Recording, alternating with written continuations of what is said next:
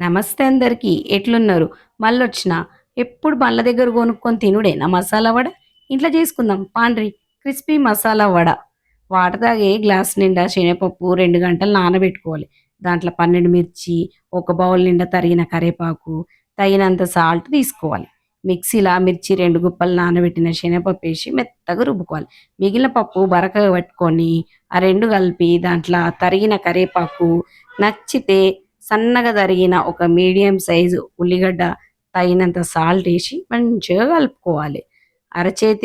అరచేతిలో నీళ్లు రుద్దుకొని పిండిని ఉండలుగా చేసి వడలుగా మంచిగా ఒత్తుకొని కాగిన నూనెలేసి మీడియం ఫ్లేమ్ మీద కాల్చుకుంటే crispy and tasty masala vada ready. ఈ వీడియో గనక మీకు నచ్చినట్లయితే please like, share and subscribe.